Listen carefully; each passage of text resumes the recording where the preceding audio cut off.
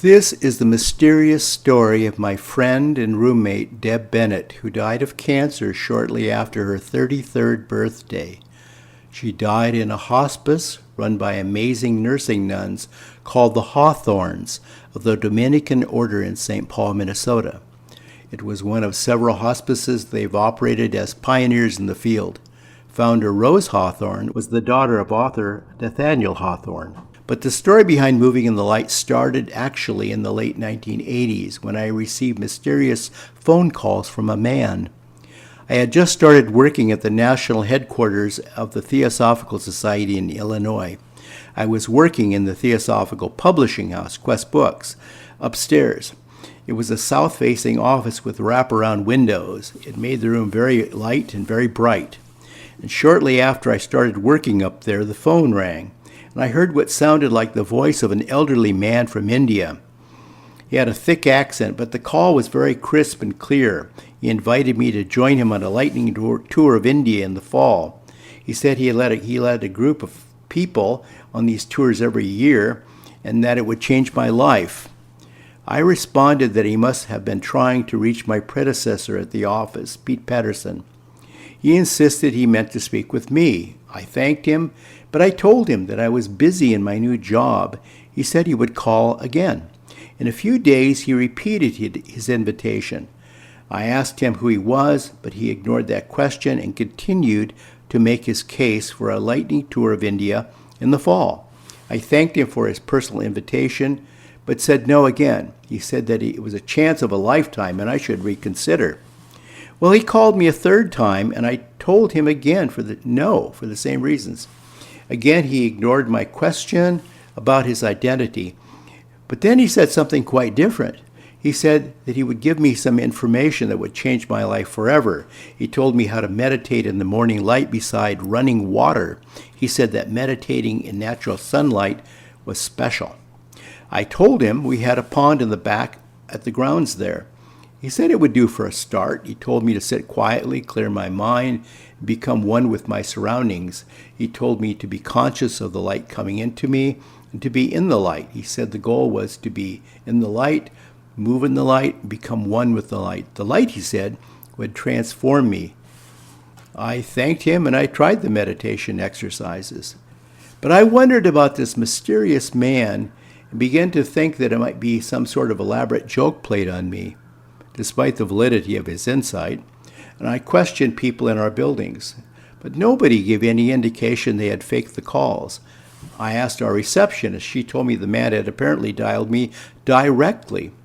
So I went into our Quest bookshop, and I asked Shirley Spears, the bookshop manager, where I might find books on meditating, written by Indian sages. Well, she pointed to a corner where a book stood face out. I flipped it over and I started to read about a Hindu master who taught meditation in the light beside water and was famous for his lightning tours of India in the fall. And at the bottom it listed his date of birth. It also listed the date he had died. It was 2 years before my calls. A few years later I accepted another position in Minnesota, and there I bought a 3-story Victorian house. It was too big for me, so I ran an ad for roommates. A young woman, Deb Bennett, answered my ad. Deb told me with much enthusiasm and radiance that she'd made a full recovery from cancer. Everyone but her cat, Wizard, she said, had pretty much given up hope for her. She lost almost everything in her life. Then she made a remarkable recovery and was written up and was on the radio as an amazing cancer survivor. But Deb started tripping on stairs at home and then missing work. She told me that she had congestion from a cold, but she didn't sound congested. Then a coworker called me to suggest an intervention. She said we must get Deb into the hospital for tests. The cancer had returned. Doctors operated, but the tumors had spread rapidly. We tried treatment, but without success. So we put her temporarily in rehab, pointless really, and we searched for what to do with Deb. Finally, a bed became available in St. Paul at Our Lady of Good Counsel, the hospice run by the Hawthorns. Deb deteriorated rapidly. She tired of me bringing her pizza, coffee, and movies. She had lost speech and couldn't move. but her eyes looked alert.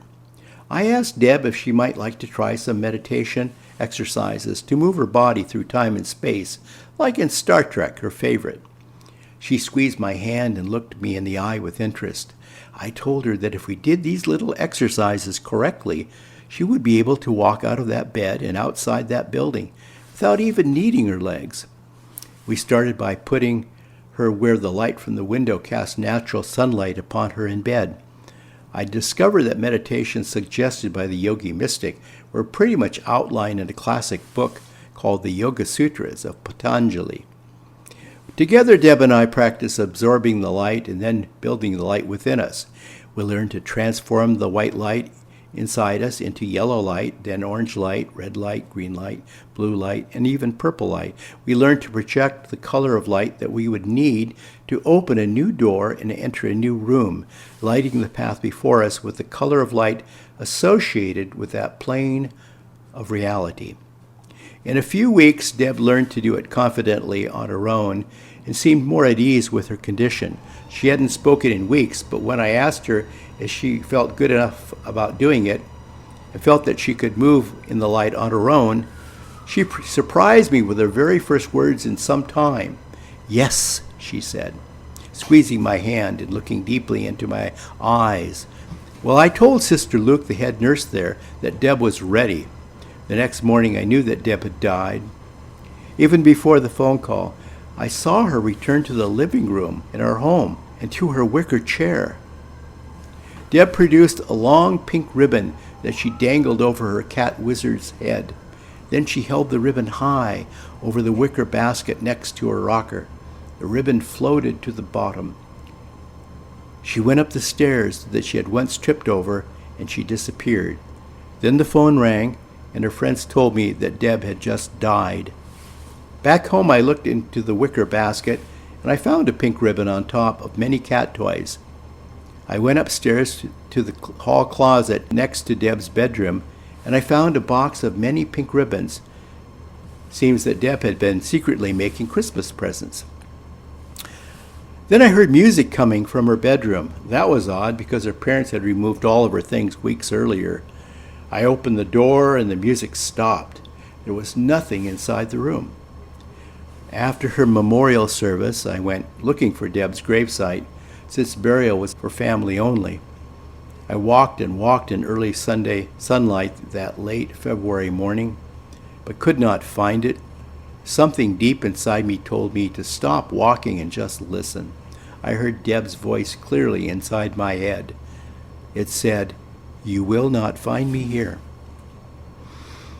No, I thought, Deb is not lying in a coffin in the ground. She is moving freely through space and time, moving in the light. She had discovered freedom of being one with the light. She had returned to the light and become light. There is no death. And most of us are never fully alive.